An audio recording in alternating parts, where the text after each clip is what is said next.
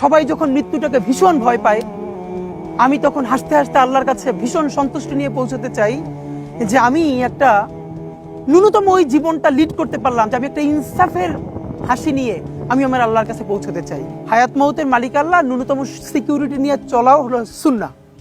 কিন্তু আমাদের লড়াইটা হলো, আমার মা স্বাভাবিকভাবেই কান্নাকাটি করেন, আমার পরিবার সবাই। তো আমি আমার মাকে বলেছি যে দেখো, মানে আমরা যে লড়াই নেমেছি, আমার একটা মনে হয় কি কোনো রাজনীতিবিদের না বাসায় মৃত্যুটা হইতে পারে না, এটা কোনো ভালো মৃত্যু না।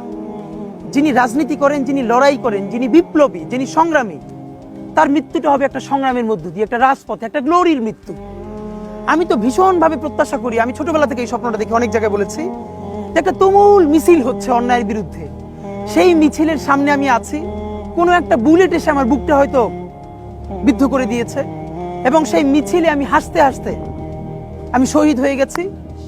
এবং সবাই যখন মৃত্যুটাকে ভীষণ ভয় পায়, আমি তখন হাসতে হাসতে আল্লাহর কাছে ভীষণ সন্তুষ্টি নিয়ে পৌঁছতে চাই যে আমি একটা ন্যূনতম ওই জীবনটা লিড করতে পারলাম, যে আমি একটা ইনসাফের হাসি নিয়ে আমি আমার আল্লাহর কাছে পৌঁছতে চাই।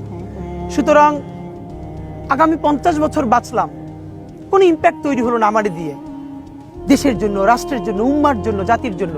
কিন্তু আমি ধরেন 5 বছর বাঁচলাম, সেটার মধ্য দিয়ে যদি আগামী 50 বছরের ইম্প্যাক্ট তৈরি হয়, তাহলে অনেকদিন বেঁচে থাকায় কি সাফল্যের? বলেন, শহীদ প্রেসিডেন্ট জিয়াউর রহমান কয়টা দিন বেঁচেছেন, কিন্তু ভাবেন আজকে পর্যন্ত উনি আমার অনুপ্রেরণা। হাঁটতে হাঁটতে আমার পা ফুলে যায়, আমি, আমার টিম, সেদিনকে ব্যাগের মধ্যে জুতো নিয়ে তারপরে একটা শপিং মলে ঘুরছিলাম, মানে পা ফুলে গেছে, পা জুতোয় ঢুকাতে পারছিলাম না। তো জিয়াউর রহমানের একটা ওনার গল্প মনে পড়ছিল, যিনি মাইলকে মাইল যখন হাঁটতেন, ওনার সাথে স্টাফদের পা ফুলে যেত, কিন্তু ওনার তো আর্মি ট্রেনিং আছে। তখন তাকে বলতো যে স্যার আপনার তো আর্মি ট্রেনিং, আমরা তো আর পারি না। এই জন্য ওনাকে মানুষ রাখাল রাজা বলতো।